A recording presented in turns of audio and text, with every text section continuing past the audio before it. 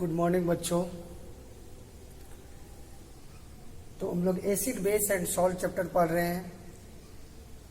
इससे पहले हम लोग एसिड का कुछ जनरल प्रॉपर्टी स्टडी कर लिए हैं, बेस का कुछ जनरल प्रॉपर्टी हम लोग डिस्कस कर चुके हैं। इसके साथ साथ इस चैप्टर के अंदर हमें इंडिकेटर के बारे में स्टडी करना था। इंडिकेटर जो होते हैं वो हमारे एसिड और बेस को आइडेंटिफाई करने में हेल्प करते हैं, इंडिकेट करते हैं कि ये केमिकल एसिड है और ये केमिकल बेस है। ओके, तो इंडिकेटर के बारे में पढ़ना है। इसके साथ साथ सॉल्ट के बारे में भी स्टडी करना है। तो आगे हम लोग सॉल्ट के बारे में स्टडी करेंगे इस चैप्टर के अंदर, और साथ में इसमें पीएच वैल्यू की भी बात होगी। पीएच स्केल और पीएच वैल्यू का इंपॉर्टेंस क्या है एवरीडे लाइफ में, और एक यूनिवर्सल इंडिकेटर जो कि थोड़ा अलग टाइप का इंडिकेटर होता है, नॉर्मल इंडिकेटर से थोड़ा डिफरेंट होता है।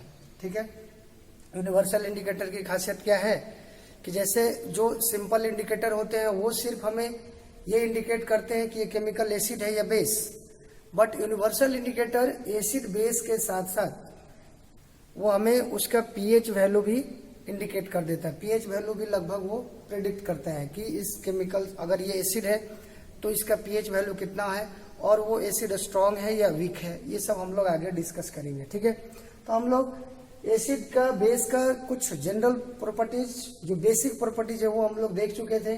अब हम लोग केमिकल प्रॉपर्टी स्टडी कर रहे थे एसिड का। ठीक है, एसिड का केमिकल प्रॉपर्टी हम लोग स्टडी कर रहे थे। उसमें फर्स्ट प्रॉपर्टी था एसिड रिएक्ट विथ मेटल। ये 4 प्रॉपर्टीज है केमिकल प्रॉपर्टीज एसिड का जो हमें स्टडी करना है। तो एसिड रिएक्ट विथ मेटल्स, ये हम लोग स्टडी कर लिए प्रीवियस लेक्चर में कि जब कोई एसिड मेटल के साथ रिएक्शन करता है तो प्रोडक्ट क्या बनाता है। तो जब एसिड मेटल के साथ रिएक्ट करता है तो क्या प्रोडक्ट फॉर्म होता है, सॉल्ट प्लस हाइड्रोजन गैस। ठीक है, सॉल्ट बनता है और साथ में हाइड्रोजन गैस प्रोड्यूस होता है। ठीक है, नेक्स्ट था acid react with metal carbonate and metal hydrogen carbonate. तो अगर एसिड मेटल कार्बोनेट या मेटल हाइड्रोजन कार्बोनेट के साथ अगर रिएक्शन करता है तो प्रोडक्ट क्या बनता है, तो केमिकल रिएक्शन क्या होता है। तो उसमें हम लोग देखे थे कि एसिड मेटल कार्बोनेट या फिर मेटल हाइड्रोजन कार्बोनेट, या आप इसको मेटल बाई कार्बोनेट भी पढ़ सकते हो। ठीक है, मेटल बाई कार्बोनेट के साथ जब रिएक्शन करता है एसिड तो सॉल्ट फॉर्म करता है H2O और साथ में CO2 गैस रिलीज होती है। तो ये 2 केमिकल प्रॉपर्टीज हम लोग प्रीवियस लेक्चर में स्टडी किए थे। आज हम लोग स्टडी करेंगे acid react with base and acid react with metal oxide. तो ये 2 रिएक्शन आज हम लोग स्टडी करेंगे। तो जैसे यहाँ पर एसिड रिएक्ट विथ बेस, जब एसिड बेस के साथ रिएक्ट करेगा तो क्या होता है। तो एसिड जब बेस के साथ रिएक्ट करता है तो सॉल्ट फॉर्म करता है और साथ में वाटर फॉर्म करता है। ठीक है, वाटर फॉर्म करता है और इस रिएक्शन को हम लोग बोलते हैं न्यूट्रलाइजेशन रिएक्शन। क्या बोलते हैं, न्यूट्रलाइजेशन रिएक्शन, क्योंकि इस रिएक्शन के दौरान बेस जो है वो एसिड को क्या करता है, न्यूट्रलाइज कर देता है, और जो सॉल्ट बनता है वो एक न्यूट्रल सॉल्ट बनता है, न्यूट्रल सॉल्ट बनता है। इसलिए इस रिएक्शन को हम लोग न्यूट्रलाइजेशन रिएक्शन बोलते हैं। न्यूट्रल सॉल्ट का मीनिंग होता है ना उसमें एसिडिक कैरेक्टर होगा ना बेसिक कैरेक्टर होगा। ठीक है, न्यूट्रल, उसका पीएच वैल्यू होता है 7। आगे हम लोग देखेंगे। तो अगर एसिड बेस के साथ रिएक्ट करता है तो क्या फॉर्म करता है, सॉल्ट और वाटर। अगर इसके एग्जांपल की बात करें तो एग्जांपल देखते हैं। जैसे कोई भी एसिड ले सकते हैं, आप जैसे HCl लिए हम। ठीक है, HCl प्लस बेस मान लो ले लिए हम NaOH, तो क्या प्रोडक्ट बनेगा, यहां से Na दिख रहा है और यहाँ पर Cl है। ठीक है, तो ये यहाँ पर क्या होगा, हाइड्रोजन को सोडियम जो है वो डिस्प्लेस कर देगा और हमारे क्या बनेगा, NaCl प्लस वाटर। ठीक है, NaCl प्लस वाटर फॉर्म होगा। ये हमारा क्या है, सॉल्ट NaCl, न्यूट्रल सॉल्ट। ध्यान है ना, इसको क्या बोलते हैं, सोडियम क्लोराइड, कॉमन सॉल्ट, जो हम लोग खाने में यूज करते हैं। तो ये हमारा सॉल्ट बना और साथ में ये वाटर फॉर्म हुआ। ठीक है, ये कॉमन सॉल्ट है, सोडियम क्लोराइड बोलते हैं। ये हमारा हाइड्रोक्लोरिक एसिड है और ये सोडियम हाइड्रोक्साइड जो कि एक बेस है। ये हमारा बेस है और ये क्या है, एसिड।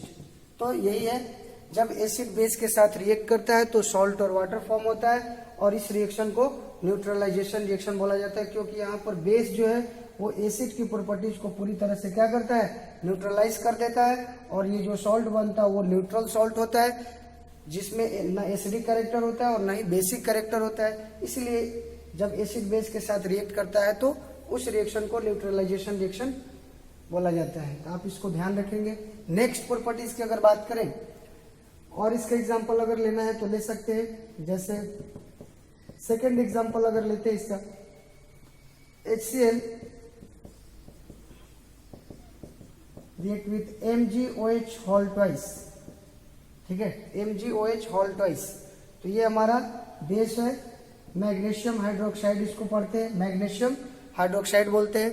और ये हमारा क्या है, एसिड है, हाइड्रोजन क्लोराइड या फिर हाइड्रोक्लोरिक एसिड आप बोल सकते हैं।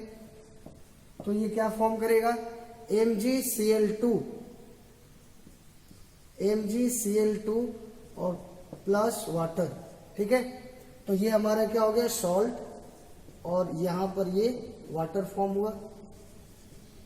ओके, तो इस तरह से न्यूट्रलाइजेशन रिएक्शन आप दिखा सकते हो, एसिड का रिएक्शन बेस के साथ और सॉल्ट और वाटर फॉर्म होता है, ठीक है। नेक्स्ट प्रॉपर्टीज अगर बात करें, जैसे फोर्थ प्रॉपर्टी है acid react with metal oxide,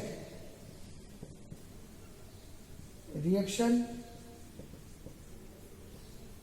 of acids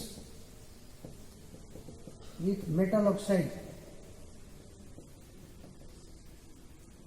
तो मेटल ऑक्साइड के साथ जब एसिड रिएक्ट करता है तो क्या फॉर्म होता है, when acids react with metal oxide to form salt and water. It means जब एसिड मेटल ऑक्साइड के साथ भी रिएक्ट करता है तो सॉल्ट और वाटर ही फॉर्म करता है, लेकिन यहाँ पर इस रिएक्शन को हम लोग न्यूट्रलाइजेशन रिएक्शन नहीं बोलेंगे, ठीक है। इस रिएक्शन के दौरान भी सॉल्ट और वाटर ही फॉर्म हो रहा है, लेकिन इस रिएक्शन को न्यूट्रलाइजेशन रिएक्शन नहीं बोलते हैं। न्यूट्रलाइजेशन रिएक्शन किसको बोलते हैं, जब एसिड बेस के साथ रिएक्ट करता है। अब देखो यहाँ पर एसिड तो है, लेकिन ये मेटल ऑक्साइड को हम लोग बेस नहीं बोलेंगे, बल्कि उसमें बेसिक नेचर होता है, ठीक है। तो यहाँ पर अगर इसकी एग्जांपल अगर देखा जाए तो एसिड प्लस मेटल ऑक्साइड, और मेटल ऑक्साइड जो होता है उसका नेचर क्या होता है, बेसिक नेचर होता है इसके पास, ठीक है, बेसिक नेचर होता है, और इस वजह से ये सॉल्ट और वाटर फॉर्म करता है, ठीक है। सेम प्रोडक्ट इसमें भी बनता है जो कि न्यूट्रलाइजेशन रिएक्शन बनता है। एग्जांपल की अगर बात करें तो आप जैसे acid HCl plus metal oxide जैसे CuO कॉपर ऑक्साइड, क्या बनेगा यहाँ पर, सॉल्ट CuCl2 प्लस वाटर, ये हमारा क्या है, कॉपर क्लोराइड, जो कि हमारा एक सॉल्ट, और ये हमारा वाटर है। ओके, ये तो एसिड पता ही है, ये कॉपर ऑक्साइड,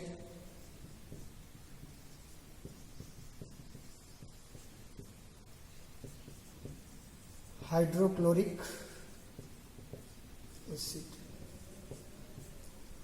तो इस तरह से हम लोग देख लिए कि एसिड का जो भी केमिकल प्रॉपर्टीज है, ये 4 केमिकल प्रॉपर्टीज हम लोग स्टडी कर लिए। तो ये चारों प्रॉपर्टीज हमें ध्यान रखना है। ओके, 4 प्रॉपर्टीज जो है केमिकल प्रॉपर्टीज एसिड का, वो ध्यान रखना है। और एक बार इसको फिर से आपको बता देता हूँ। फर्स्ट देखते हैं, acid react with metals. Acid metal के साथ रिएक्ट करता है तो क्या होता है, प्रोडक्ट क्या बनता है। तो एसिड रिएक्ट विथ मेटल, तो सॉल्ट और हाइड्रोजन गैस, ध्यान रखना है, क्या प्रोडक्ट फॉर्म होता है, सॉल्ट बनता है और हाइड्रोजन गैस प्रोड्यूस होती है। Next, acid react with metal carbonate and metal hydrogen carbonate, ठीक है। तो एसिड जब मेटल कार्बोनेट या मेटल हाइड्रोजन कार्बोनेट के साथ रिएक्ट करता है तो प्रोडक्ट क्या बनता है, सॉल्ट, वाटर, और साथ में कौन सी गैस रिलीज होती है, CO2 गैस रिलीज होती है। इस केस में यहाँ पर हाइड्रोजन गैस रिलीज होती है। Okay, acid react with base, acid जब बेस के साथ रिएक्ट करता है तो क्या होता है, सॉल्ट और वाटर फॉर्म होता है, और इस रिएक्शन को न्यूट्रलाइजेशन रिएक्शन बोला जाता है। ठीक है, और यहाँ एग्जांपल आप देख सकते हैं, यहाँ पर HCl एसिड है, NaOH बेस है, और NaCl सॉल्ट बन रहा है, और यहाँ साथ में वाटर फॉर्म हो रहा है। उसी तरह यहाँ पर ये मैग्नीशियम हाइड्रोक्साइड है। देखिए, बेस और एसिड पहचानने का सिंपल तरीका क्या है कि जिसके फार्मूला में, जिस कंपाउंड के फार्मूला में आपको हाइड्रोजन दिख रहा है उसको आप सिंपली एसिड बोल सकते हो। और बेस के लिए क्या होता है, बेस में क्या कॉमन होता है, OH ग्रुप।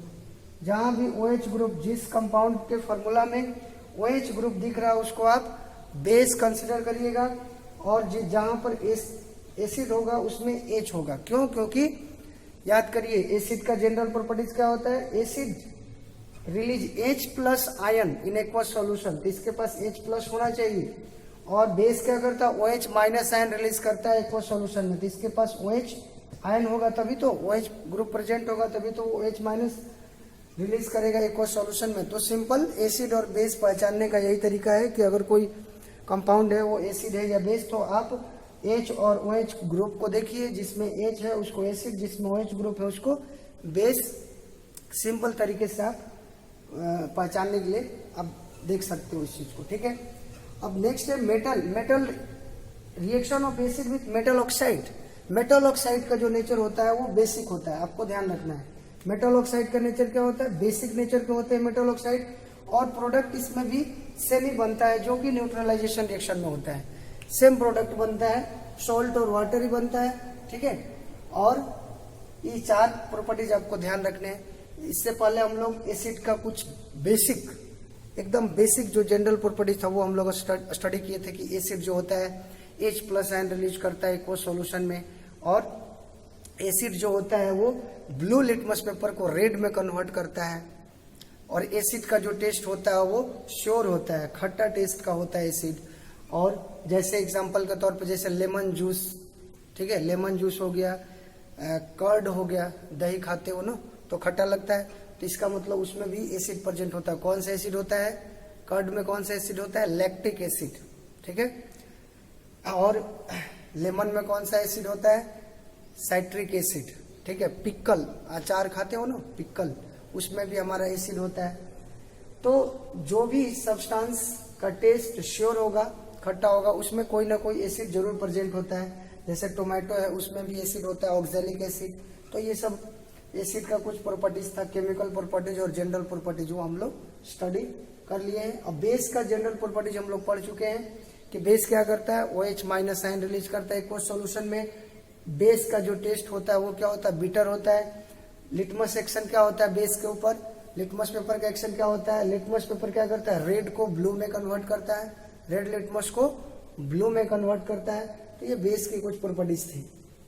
ओके, उसके बाद इंडिकेटर हम लोग पढ़े थे। इंडिकेटर में नेचुरल इंडिकेटर, जैसे लिटमस पेपर। लिटमस पेपर जो होता है नेचुरल इंडिकेटर है, और ये लाइकेन प्लांट से तैयार किया जाता है ये पेपर। और इसका लिटमस पेपर का जो खुद का कलर होता है वो होता है पर्पल। ठीक है, actual colour, original colour litmus paper का क्या होता है, पर्पल। लेकिन उसको हम लोग लैब में जब यूज करते हैं तो उसका कलर 2 तरह का, उसको कलर में कन्वर्ट किया जाता है, एक रेड और एक ब्लू, 2 तरह का लिटमस पेपर होता है। और वही हम लोग एसिड बेस को हेल्प आइडेंटिफाई करने में उसी रेड और ब्लू लिटमस का यूज करते हैं। ऐसे कोई पूछे कि लिटमस पेपर का ओरिजिनल कलर क्या है, तो पर्पल। किस प्लांट से वो पेपर तैयार किया गया है, तो लाइकेन प्लांट। ओके, तो ये सब पॉइंट आपको ध्यान रखना है। लिटमस पेपर का एक्शन एसिड बेस में आपको पता है। इसके बाद हम लोग पढ़े थे, उसके अंदर एक और टर्मेरिक पढ़े थे, हल्दी जिसको बोलते हैं। हल्दी का अपना कलर क्या होता है, येलो। ठीक है, वो एसिड और बेस में क्या एक्शन दिखाता है, ये आपको ध्यान रखना है। इसके साथ में और भी इंडिकेटर होते हैं, और जैसे रेड कैबेज है। ठीक है, और हम लोग इंडिकेटर में पढ़े थे सिंथेटिक इंडिकेटर। सिंथेटिक इंडिकेटर में 2 इंपॉर्टेंट इंडिकेटर था, एक फेनोप्थैलिन और दूसरा मिथाइल ऑरेंज। ये दोनों ही केमिकल्स हैं, ये दोनों ही ऑर्गेनिक केमिकल्स हैं और ये केमिकल्स एसिड और बेस को पहचानने में जनरली लैब के अंदर जब भी आप लोग प्रैक्टिकल करेंगे तो वहां पर जनरली एज ए इंडिकेटर हम लोग फेनोप्थालीन और मिथाइल ऑरेंज का ही यूज करते हैं और लिटमस पेपर, ये तीन ज्यादातर यूज किए जाते हैं, ठीक है। और इसके बाद एक और टाइप हम लोग पढ़े थे, वो था ऑल फैक्टर इंडिकेटर। अभी तक जो लिटमस पेपर था, टर्मेरिक था या फेनोप्थालीन या मिथाइल ऑरेंज, ये सब क्या कर रहे थे, एसिड बेस को कैसे आइडेंटिफाई कर रहे थे, कैसे इंडिकेट कर रहे थे कि एसिड है या बेस, तो वो कलर चेंज करके हमें बता रहे थे। लेकिन ऑल फैक्टर इंडिकेटर एक अलग टाइप का इंडिकेटर है जो कि नेचुरल इंडिकेटर ही है और वो हमें कलर चेंज करके आइडेंटिफाई नहीं कराता है एसिड बेस को। वो कैसे आइडेंटिफाई कराता है, ऑर्डर चेंज करके। ऑर्डर मीन्स स्मेल, ऑर्डर क्या होता है, स्मेल को बोला जाता है। वो ऑल फैक्टर इंडिकेटर में जैसे ओनियन है, वेनिला है, वेनिला इसेंस, ओनियन और क्लोव वाइन, ये तीन इंडिकेटर हैं जो ऑल फैक्टर इंडिकेटर है, जो कि तीनों ही नेचुरल इंडिकेटर होते हैं।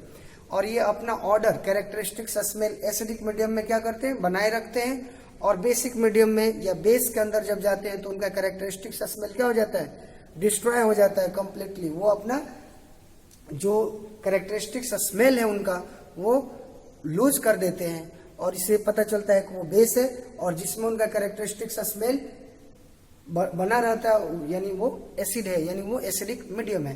तो all fact indicator, natural indicator में लिटमस पेपर, टर्मेरिक और आपको सिंथेटिक इंडिकेटर में मिथाइल ऑरेंज और फेनोप्थालीन, इतना इंडिकेटर तो कम से कम आपको अच्छे से ध्यान रखना है। ओके, साथ में आपका एसिड के केमिकल प्रॉपर्टीज हो गया।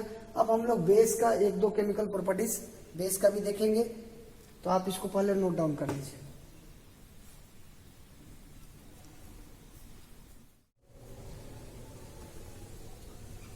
अब हम लोग बेस का केमिकल प्रॉपर्टीज स्टडी करेंगे।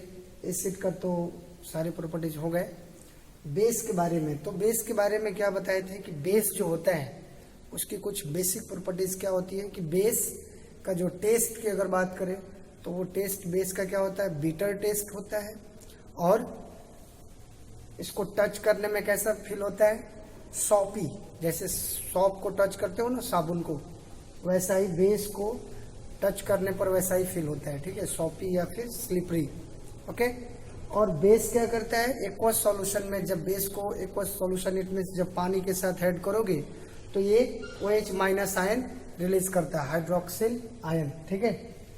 और अब इसके कुछ केमिकल प्रॉपर्टीज हम लोग देखेंगे। तो जैसे देखो एसिड के बारे में देखे थे कि reaction of acid with metal हम लोग देखे थे, उसी तरह से reaction of base with metal देखेंगे।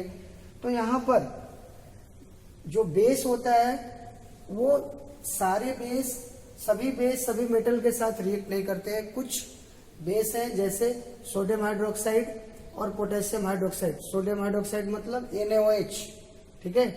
सोडियम हाइड्रोक्साइड का फॉर्मूला क्या होता है, NaOH, ठीक है। और पोटेशियम हाइड्रोक्साइड का फॉर्मूला KOH।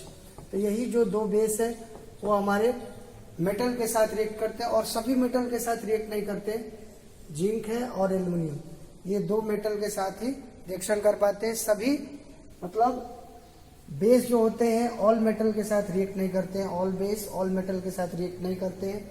जैसे एसिड में होता है, एसिड में क्या होता है कि एसिड जो होता है लगभग ऑल मेटल के साथ रिएक्ट करता है और सॉल्ट और हाइड्रोजन गैस प्रोड्यूस करता है। लेकिन बेस में ऐसा नहीं है, बेस में कुछ ही मेटल्स हैं जो बेस के साथ रिएक्ट करके प्रोडक्ट वही बनाते हैं, सॉल्ट और हाइड्रोजन गैस ही प्रोड्यूस होता है। जैसे यहाँ पर देखिए जिंक है और एल्युमिनियम, यहाँ पर NaOH के साथ जब जिंक रिएक्ट करता है तो यहाँ पर बनाता है सोडियम जिंकेट, जो कि हमारा क्या है, एक सॉल्ट है।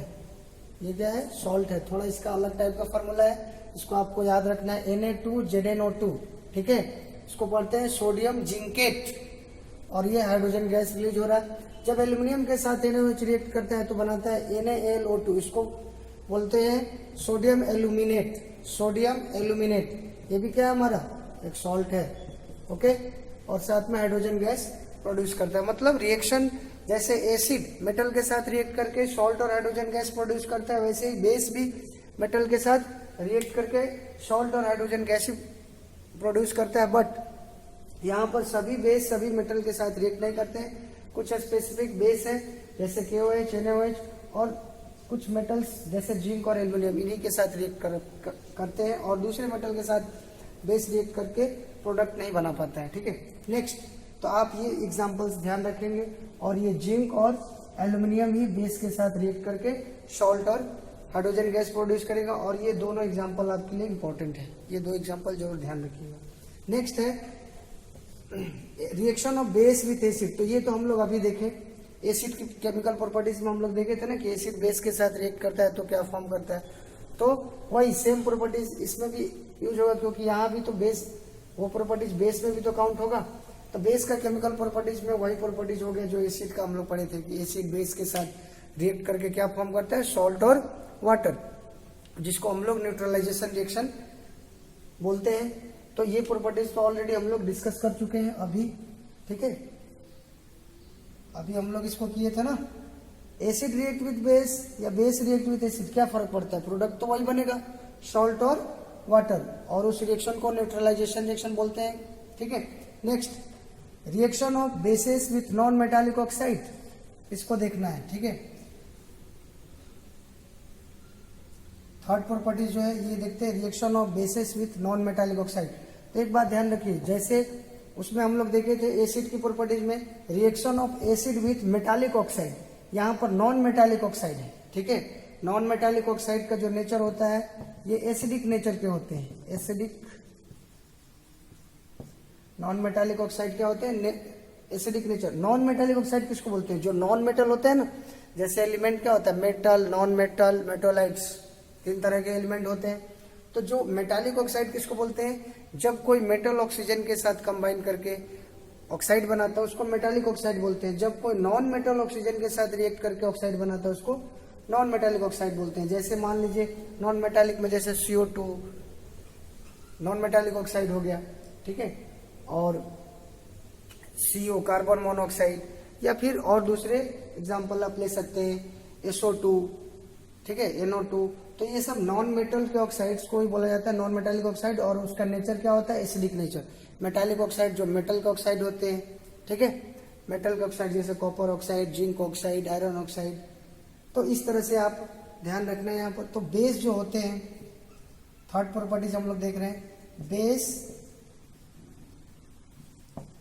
React with non metallic oxide to form salt and water। इसमें भी सॉल्ट और वाटर ही फॉर्म होता है। ठीक है, तो base plus non metallic oxide, salt plus water. Okay, salt plus water. अगर इसके एग्जाम्पल की बात करें तो जैसे एग्जाम्पल में आप ले सकते हैं,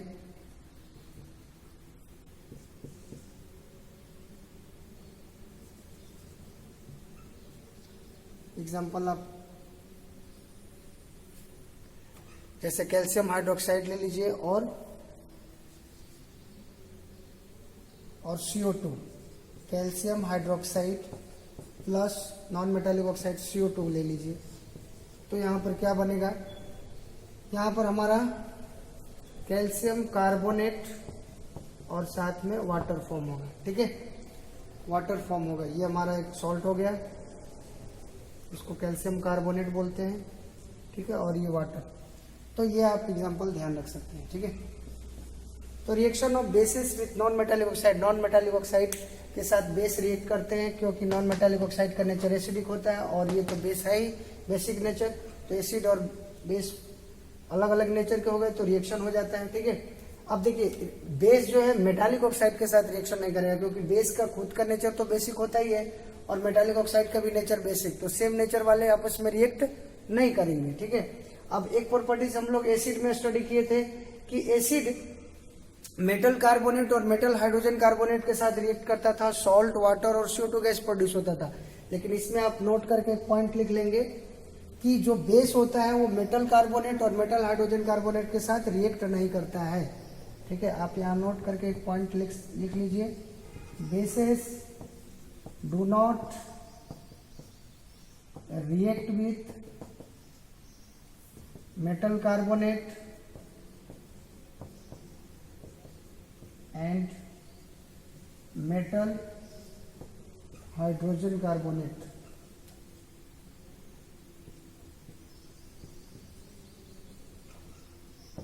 ओके, बेस जो होते हैं वो मेटल कार्बोनेट और मेटल हाइड्रोजन कार्बोनेट के साथ रिएक्ट नहीं करेंगे। ठीक है, एसिड करता है, सॉल्ट वाटर और CO2 गैस प्रोड्यूस करता है, बट बेस रिएक्ट नहीं करते। क्यों नहीं करते? क्योंकि जो मेटल कार्बोनेट होता है और मेटल हाइड्रोजन कार्बोनेट होते हैं, उनका नेचर जो होता है बेसिक होता है। ओके, और बेस तो खुद है ही, उसमें तो बेसिक नेचर होगा ही, तो सेम नेचर वाले आपस में कैसे रिएक्शन करेंगे? नहीं कर पाते हैं। ठीक है, तो ये ध्यान रखना है कि base do not react with metal carbonate and metal hydrogen carbonate.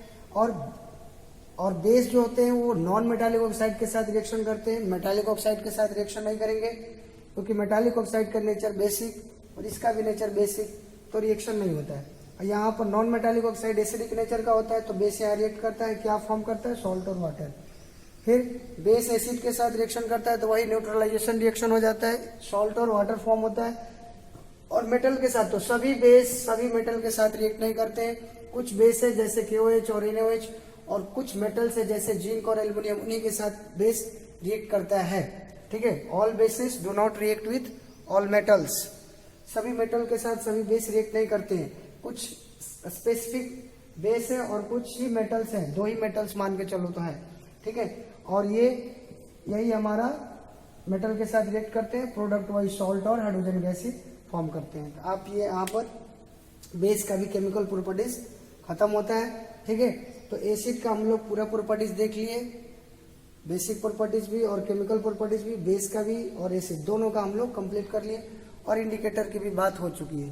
तो अब इसको आप नोट करिए, और होमवर्क में आप जो फर्स्ट चैप्टर है केमिकल रिएक्शन एंड इक्वेशन, उसका जो एक्सरसाइज में क्वेश्चन है, आप उस जो क्वेश्चन उसमें है उसको आप बनाइएगा होमवर्क में। ठीक है, आप इसको नोट डाउन कर लीजिए।